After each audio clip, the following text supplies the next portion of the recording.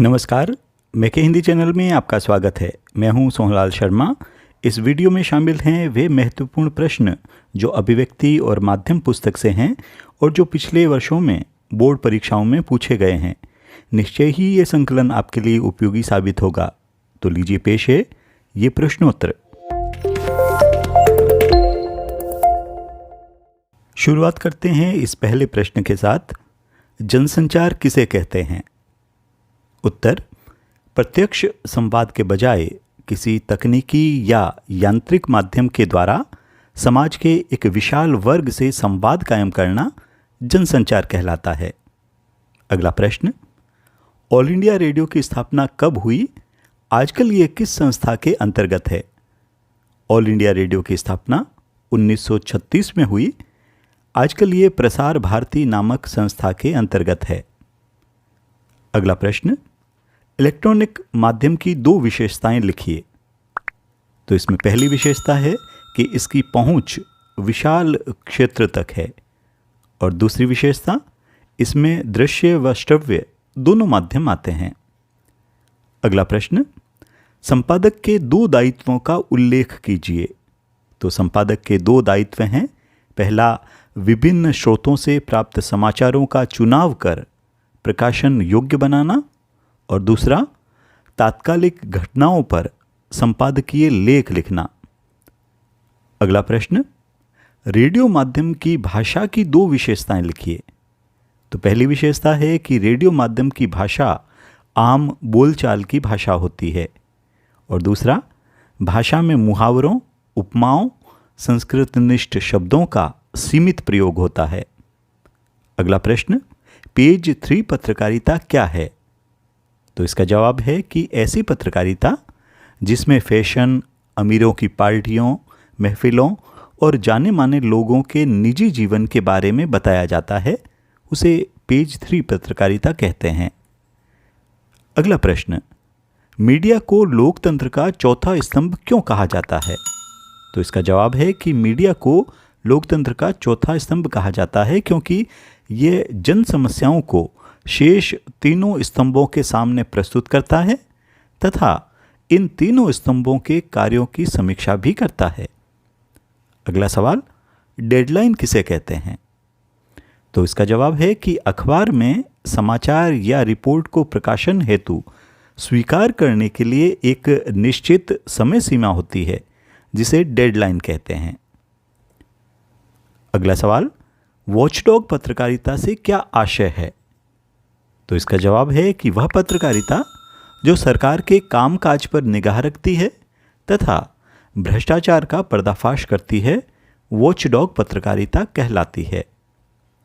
अगला सवाल है कि संपादकीय का महत्व क्या है, यानी महत्व समझाना है। तो इसका जवाब है कि संपादकीय किसी भी समाचार पत्र की आवाज़ होता है। ये अखबार में एक निश्चित जगह पर छपता है तथा ये समाचार पत्र की राय भी माना जाता है। अगला सवाल: ब्रेकिंग न्यूज़ का क्या आशय है?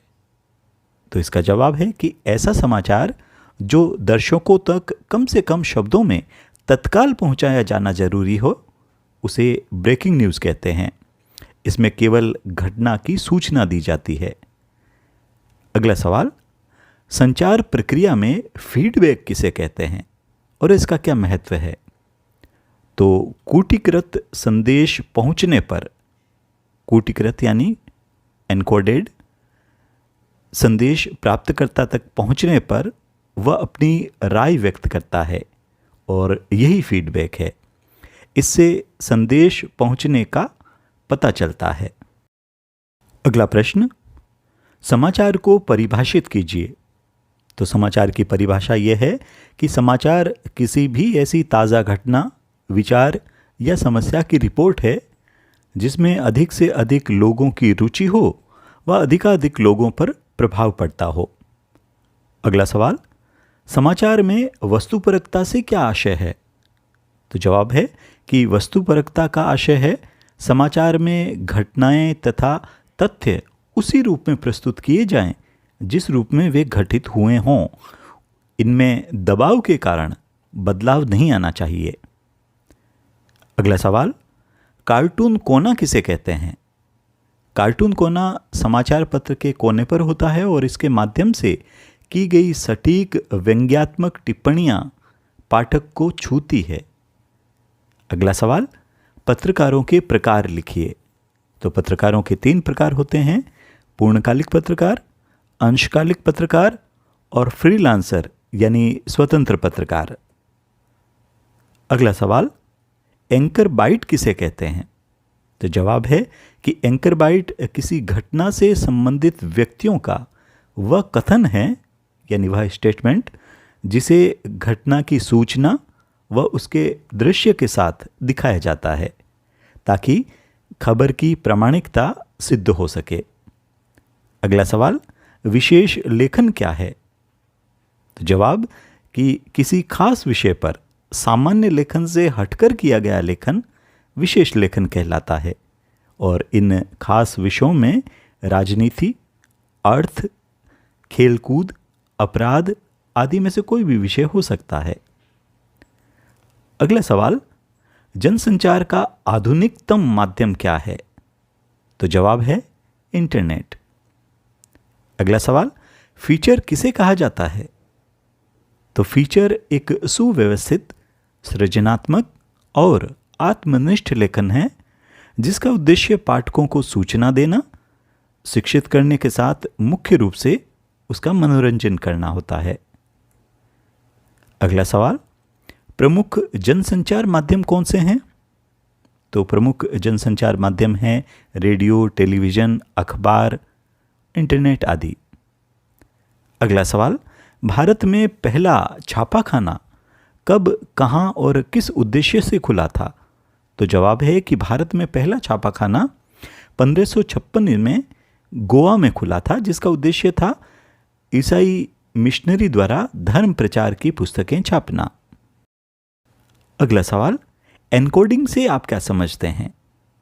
तो जवाब है कि संदेश भेजने के लिए शब्दों, संकेतों या ध्वनि चित्रों का उपयोग किया जाता है और भाषा भी एक प्रकार का कोड है। प्राप्तकर्ता को यानी रिसीवर को समझाने योग्य कूटों में संदेश बांधना एनकोडिंग कहा जाता है। अगला प्रश्न, किन्हीं 2 राष्ट्रीय समाचार पत्रों के नाम लिखिए। तो इसका जवाब है दैनिक जागरण, दैनिक भास्कर या जनसत्ता। अगला सवाल, फोन इन से क्या आशय है? तो फोन इन वे सूचनाएं या समाचार हैं जो घटना स्थल पर मौजूद रिपोर्टर से फोन पर बातें करके एंकर दर्शकों तक पहुंचाता है। अगला सवाल, पत्रकारिता में बीट शब्द का क्या अर्थ है? तो इसका जवाब है कि विभिन्न विषयों से जुड़े समाचारों के लिए संवाददाताओं के बीच काम का विभाजन आमतौर पर उनकी दिलचस्पी या ज्ञान को ध्यान में रखकर किया जाता है और मीडिया की भाषा में इसे ही बीट कहते हैं। अगला सवाल, संपादकीय में लेखक का नाम क्यों नहीं होता? तो जवाब है कि संपादकीय में लेखक का नाम इसलिए नहीं होता क्योंकि यह व्यक्ति विशेष का विचार नहीं होता बल्कि संपूर्ण अखबार का दृष्टिकोण इससे व्यक्त होता है। अगला सवाल, स्वतंत्र पत्रकार किसे कहा जाता है? तो जवाब है कि स्वतंत्र पत्रकार वह पत्रकार होता है जो किसी अखबार विशेष से न बंध कर भुगतान के आधार पर अलग अलग अखबारों के लिए लिखता है। अगला प्रश्न, स्तंभ लेखन से आप क्या समझते हैं? जवाब है कि किसी समाचार पत्र में किसी ऐसे लेखक द्वारा किया गया विशिष्ट व नियमित लेखन जो अपनी विशिष्ट शैली व वैचारिक रुझान के कारण समाज में ख्याति प्राप्त हो, स्तंभ लेखन कहा जाता है। अगला सवाल, समाचार लेखन के 6 ककारों के नाम लिखिए। तो ये 6 ककार हैं क्या, कौन, कहां, कब, क्यों और कैसे। अगला सवाल, पत्रकारिता की भाषा में मुखड़ा किसे कहते हैं? तो जवाब है कि पत्रकारिता की भाषा में इंट्रो को मुखड़ा कहते हैं। इसे समाचार के पहले पैराग्राफ की शुरुआत की 2-3 पंक्तियों में 3-4 ककारों के आधार पर लिखा जाता है। अगला सवाल, एडवोकेसी पत्रकारिता क्या है? तो जवाब है कि किसी खास मुद्दे या विचारधारा के पक्ष में जनमत बनाने के लिए लगातार अभियान चलाने वाली पत्रकारिता को एडवोकेसी पत्रकारिता कहते हैं। अगला सवाल, संपादकीय किसे कहते हैं? तो जवाब है कि संपादक द्वारा किसी प्रमुख घटना या समस्या पर लिखे गए विचारात्मक लेख को, जिसे संबंधित समाचार पत्र की राय भी कहा जाता है, संपादकीय कहते हैं। अगला सवाल, हिंदी में नेट पत्रकारिता में सबसे बड़ी अड़चन या बाधा क्या है? तो जवाब है कि हिंदी में नेट पत्रकारिता की सबसे बड़ी बाधा या अड़चन फ़ॉन्ट है, फ़ॉन्ट की दिक्कत। अगला सवाल, खोजपरक पत्रकारिता किसे कहा जाता है? तो जवाब है कि वह पत्रकारिता जो भ्रष्टाचार, अनियमितता, गड़बड़ी आदि को उजागर करती है, खोजपरक पत्रकारिता कहलाती है। अगला सवाल है कि मुद्रित माध्यम की एक विशेषता बताइए जो इलेक्ट्रॉनिक माध्यम में नहीं है। तो जवाब है कि मुद्रित माध्यम में स्थायित्व होता है, जो इलेक्ट्रॉनिक माध्यम में नहीं मिलता। अगला सवाल, समाचार और फीचर में क्या अंतर होता है? तो इसका जवाब है कि समाचार में किसी घटना का यथा तथ्य वर्णन होता है, जबकि फीचर का उद्देश्य पाठक को शिक्षित करने के साथ मनोरंजन करना भी है। अगला सवाल, पत्रकारीय लेखन में सर्वाधिक महत्व किस बात का है? तो जवाब है कि पत्रकारीय लेखन में सर्वाधिक महत्व समसामयिक घटनाओं की जानकारी का होना है। अगला सवाल, फीचर के 2 लक्षण लिखिए। तो जवाब है कि फीचर ज्ञानवर्धक जानकारी मनोरंजन के साथ कराता है, और दूसरा, फीचर की भाषा सरल, आकर्षक व मन को छू लेने वाली होती है। अगला सवाल, उल्टा पिरामिड शैली क्या है? तो ये समाचार लेखन की एक शैली है जिसमें समाचार के महत्वपूर्ण तथ्यों व सूचनाओं को पहले लिखा जाता है और बाद में कम महत्व के तथ्यों को घटते हुए महत्व क्रम से लिखा जाता है। इसे ही उल्टा पिरामिड शैली कहते हैं। अगला सवाल, विशेष रिपोर्ट के मूलभूत तत्व क्या है? तत्व यानी एलिमेंट्स। तो ये तत्व हैं गहरी छानबीन, तथ्यों का एकत्रीकरण, विश्लेषण और उसकी व्याख्या। अगला सवाल, ड्राई एंकर से क्या तात्पर्य है? ड्राई एंकर वह टेलीविजन एंकर होता है जो समाचार के दृश्य नहीं आने तक दर्शकों को रिपोर्टर से मिली जानकारी के आधार पर घटना से संबंधित केवल सूचना देता है। अगला सवाल, फीचर लेखन की भाषा शैली कैसी होनी चाहिए? तो जवाब है कि फीचर लेखन की भाषा सरल, रूपात्मक, आकर्षक व मन को छू लेने वाली होनी चाहिए। अगला सवाल, इलेक्ट्रॉनिक संचार माध्यम से क्या तात्पर्य है? तो जवाब है कि इलेक्ट्रॉनिक संचार माध्यम में रेडियो, टेलीविजन, इंटरनेट आदि आते हैं। अगला सवाल, रेडियो की अपेक्षा टेलीविजन समाचारों की लोकप्रियता के 2 कारण लिखिए। तो लोकप्रियता के 2 कारण हैं।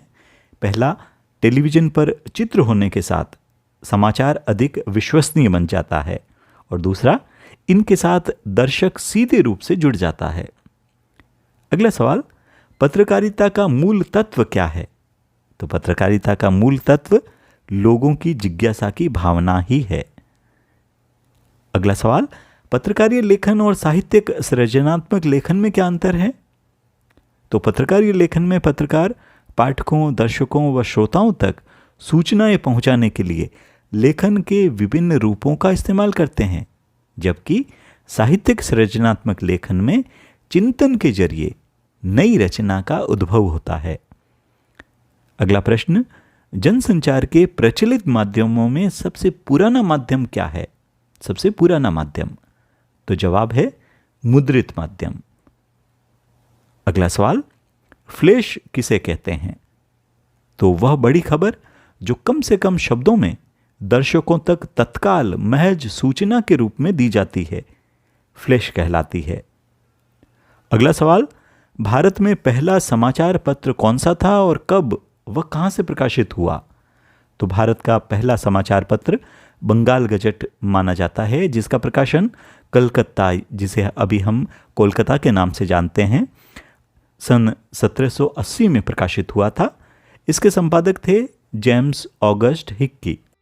ऐसे ही उपयोगी वीडियो के लिए चैनल को सब्सक्राइब करें, साथ ही लाइक व शेयर करना न भूलें। बने रहिए चैनल के साथ। मिलते हैं अगले वीडियो में। नमस्कार।